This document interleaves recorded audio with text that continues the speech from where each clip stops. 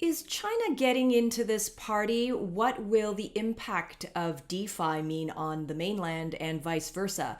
We explore that and more in this next episode of Word on the Block, the series that takes a deeper dive into blockchain and the emerging technologies that shape our world at the intersection of business, politics, and economy. It's what we cover right here on Forkast.News. I'm Forkast.News editor-in-chief Angie Lau and your host. Since President Xi Jinping basically proclaimed that blockchain was China's next priority, China has kind of dropped our jaws with its initiatives, from BSN to all of those blockchain companies that arose from that announcement. Last count, it was in the tens of thousands, and of course, leading the way in this race for CBDC. But right now, nothing is rocking the block like DeFi, decentralized finance. And so we're curious about what's happening behind the Great Firewall. To tell us about the state of DeFi globally, what investors are thinking, and specifically all of that buzz of activity that might be happening in the mainland. Joining us right now is the CEO of DeFi aggregator and crypto brokerage firm FinxFlow, James Gillingham. Welcome, James, to the show. Thank you. It's great to have you. All right, so FinxFlow, this is a very young company. You launched or you began late last year. You launched your platform just this July, but really tracking this trend that we're seeing in DeFi. Tell us about the platform and how you're hoping for the platform to help investors gain access to the DeFi market. So FinxFlow, we are a DeFi CeFi aggregator. We're a hybrid between the two. Essentially, we bridge into the traditional markets and bring lots of traditional investors moving into the DeFi and CeFi space. The way that we do this is by an aggregation model. We aggregate the protocols as well as the centralized exchanges and non-exchange liquidity. Our main benefit and value add is really ensuring that our investors are essentially secure and robust. We have compliance, and we're basically bringing the traditional markets to the DeFi space. And so right now, in terms of institutional and more traditional investors globally, what are you seeing in terms of pickup of interest in DeFi? So DeFi has taken a huge amount of interest to many of the larger institutions. Initially, back into 2018 was when it first essentially launched. It's taken some time to really get some traction. But middle of this year, earlier on in this year, around February, we really started to see a large amount of capital inflows. Until right now, we currently have a $13 billion market capitalization. So it's growing. The issue is obviously there's lots of downside here where there's been lots of hacks and lots of other security breaches. But this is something that's slowly and steadily stabilizing. It's a really robust market, volatile to be sure, and China seems to be starting to get in on the act. Curious though, because with capital controls on the mainland and the Great Firewall, there really seems to be at least an official regard as to how they want to control as much capital internally as possible. DeFi really kind of breaks that down. What is happening in China, and what is the state of play with DeFi in China right now from your perspective? So China's evolving pretty rapidly, as everybody knows, as you mentioned before, with the BSN network. They've also had their eye pretty much on DeFi for a prolonged period of time. They have now they've moved with Huobi. So Huobi have created a DeFi network, and they're actually supporting that with the Shanghai College. They now have the full support, so they're actually backing it through Huobi. So they're now moving into the space, but by using non-governmental vehicles. So they're using the private sector to be able to do that. So China is of course, very much disciplined about the control that it has in the banking space. These are state-owned entities. Some of the biggest financial firms in the world are owned by China. These are the hugest banks, ICBC to name just one. Are they starting to apply that strategy in the DeFi space? Well, we're slowly seeing the adoption. I think it's a little bit too early to say, are they yet gung-ho in this particular space, especially the major banks. We've actually seen the new wallet infrastructure that was released by some of the Chinese state banks, which suggests obviously that the CBDC is getting closer and closer. However, with regards to the DeFi space and moving into it, I'm not really too certain that China are yet ready from an infrastructure standpoint. However, if you look across the region, if you look into, to say Thailand are now actually creating their own DeFi network, especially within the bond space. So they have their Thai bonds, and they're also creating their own decentralized finance space. So essentially, I believe that China will also move with this new decentralized finance approach. I think that they will probably look to create their own ecosystem in order to keep the capital within their remit. And so, what about outside investors or foreign investors who are looking to get into this China DeFi space? Do you see access there or the ease of access there? Well, that's normally not too much of an issue, right? Getting into the space, there's absolutely no problem. Getting out of the space is normally where people normally incur the issues with China. Setting up, normally you would have to have some kind of Chinese partners. Again, you have to make sure that you do the correct due diligence. That's where somebody like ourselves would really come in to help ascertain on the market approach, the go-to-market plans, and just make sure that you secure with entering and obviously exiting the market as and when you so choose. And so, I note that FinxFlow is also partnering with protocols as well to gain ease of access. Tell us some of these protocols that you're working within China, and what's the strategy there? So China has been a little bit behind the curve when it comes to actually protocols and the creation of protocols. The reason realistically is because of the Ethereum network and Ethereum 2.0. Most DeFi protocols are Ethereum based. However, we've now seen Binance and we've also seen Tron. They have now entered the DeFi space. So we anticipate that obviously there's going to be some very interesting protocols coming out very shortly. However, none of them have really reached to the capacity where they've come and breached the top 10 within DeFi Pulse. As soon as they come into the top 10, that's when we will really look to start aggregating Chinese protocols. We believe that the intelligence and the knowledge and knowledge base in China means that there's going to be rapid adoption. And we would anticipate that there should be some top 10 DeFi protocols entering the markets sometime soon. As you know, in this region and especially in China, the regulatory weight is actually the only voice that truly matters. And so politically, what do you think is happening right now behind the scenes as these protocols are starting to set up shop in DeFi? Well, decentralized finance within its nature is actually anti-governmental, centralized approach, right? So what that essentially means is that the governments are going to be taking a very, very close microscopic look at exactly the DeFi space. And they want to be able to essentially create capital controls, inflows and outflows out of China.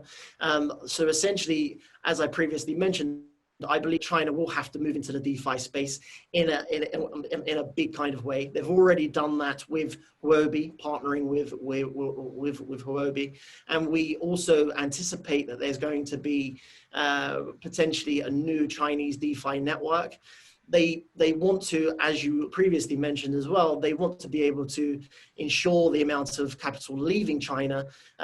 DeFi is essentially set up through smart contracts. Smart contracts means essentially that it's peer-to-peer. It's very, very hard to track and trace. And obviously China want this to kind of be centralized. So that's where we anticipate the market moving within the next 3 to 6 months. It's an interesting strategy in that if you can't beat them, join them. And so within the infrastructure and the architecture of some of these DeFi protocols, will we be seeing the influence of China and the state within some of these protocols, you think? I think that there is a possibility. As we saw back in 2017, 2018, China actually went against the ICO markets. So they actually banned it. I don't really see that happening within the DeFi space. I do, however, see some kind of partnerships and collaborations. They're actually taking a much more academic approach. So with the Shanghai College and the Science College, I believe it's called, that they are now partnering with. So they are creating some kind of adoption tactics. So it's going to be a very, very interesting to watch this space. And you're watching the space too, because there's just a lot of money to be had. What do you think the ultimately the influence of China money and China capital into the DeFi industry could mean? So personally, being based in Singapore, we've seen huge amounts of capital inflows coming from China.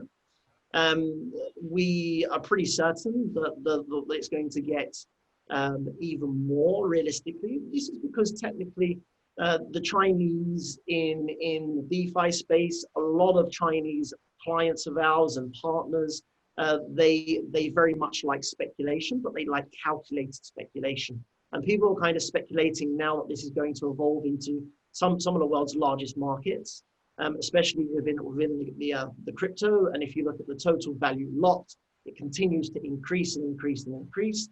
We have seen a slight sell-off in the last couple of weeks, pretty much linked with the normal traditional markets.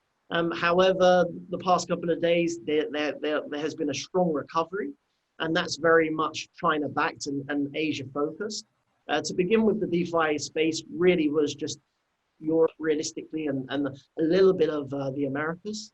But since the past 6, 7, 8 months, since there's been huge capital inflows, a large majority of that has actually been from China. Well, of course, what's helping drive the market is just this robustness and the increase of liquidity that's going into DeFi. What we're also starting to see are questionable. It's still the wild, wild west. And the regulators are not necessarily in the space, nor is the DeFi industry doing that great of a job of policing itself. There's just still a lot of questionable behavior in this space. Do you think that has got to evolve as more institutional money comes into the space? Will it be demanded by the type of investors that are interested in this space? Yes. It's a very interesting question, because it's not actually the operators that are in the space. So essentially the protocols are all in essentially a race to get their new innovation, new ideas, new adaptation, trying to get into the market as quickly as possible. Now, what happens generally when people rush is that they don't always analyze the code. So when people hear of hacks or any penetration or any issues realistically in the DeFi space, it's generally because there's been some kind of shortcuts taken when they're trying to launch, because they want to get out to the market as quickly as possible to try to become the new kid on the block that has the most amount of value locked. So what we're actually seeing now is the new networks that are now coming out, where there's going to be through Huobi, they're trying to ensure that the DeFi space and the DeFi protocols all follow the same process. So essentially regulating it. So it means that when the smart contracts are launched, deployed, it means that their code is already penetration tested. It means that there's no longer going to be the hacks. However, it is really going to take some time for this new methodology to take place within the markets. And there's always going to be the chances, there's always going to be the guys that want to launch really quickly without taking the correct actionable code reviews that they should be doing in order to ensure that the hacks are no longer sustainable. However, we have seen a lot of hacks in the market so far. That's essentially why Ethereum had to fork and create Ethereum 2.0. Ethereum Classic was actually created because he had to fork because of the hack within DeFi. So there's going to be time before it self-regulates. I would imagine, again, they're trying to rush this through. And as everybody knows, crypto moves faster than any other industry in the world. I would really think that within a couple of months, this could be structured. Yeah, in just the time we spoke, it's already changed. It's already changed. This is just the nature of this just very young industry. Where do you see it going? What are the bets that you see Asia is making, in particular China? I think it's more about the peer-to-peer nature. I think that generally it doesn't really just focus on China here. I think globally there's been a lot of issues with banks globally. Lots of people, whether you're in Europe, whether you're in the US, or whether you're in Asia or China, people are pretty much sick and tired of getting the worst rates, getting the worst deals. Whereas if you can actually go into the DeFi market in a safe, secure manner, then you're able to receive some kind of interest, some returns, some upside like no other industry that's not available anywhere else. So I really feel as though the value being added is essentially the peer-to-peer nature of this, and the fact that you are able to dictate your terms. So essentially you can become the bank. You can lend and loan your assets out, and you can receive interest, and you're all fully secured via the smart contracts. So essentially, I feel as though there's going to be more and more capital inflows. It's going to continue to grow. There's most likely going to be a little sell-off, as in any growth market. There's always going to be a short taking breath, taking profits, having a review, watching the space. But as this continues to grow, and more money gets pumped in, more people are essentially coming up with new innovation, new ideas. There's essentially going to be more and more opportunity to take advantage of. You just have to make sure that you're taking advantage in the right way, in a safe manner. And I think the ironic thing as well is it holds the traditional markets to a level of accountability. Is if they see the liquidity bleeding into a market that is offering better terms, better rates, better yields, they've got to compete. Competition is a brilliant police, if you will, for lack of a better word. But competition really holds all of us to greater accountability. James, I want to thank you so much for sharing your insights into both the interest that we're seeing on the institutional side, the traditional side, and what the future of DeFi could mean for all of us. Sure, my pleasure. Absolutely. And thank you everyone for joining us on this latest episode of Word on the Block. I'm your editor-in-chief and host, Angie Lau. Until the next time. You know what I'm going to say here, right? Like, comment, subscribe. We hope you do. I'm editor-in-chief Angie Lau, Forkast.News. Subscribe for a lot more in-depth conversations. This is what we do for you every day. And here's the next one.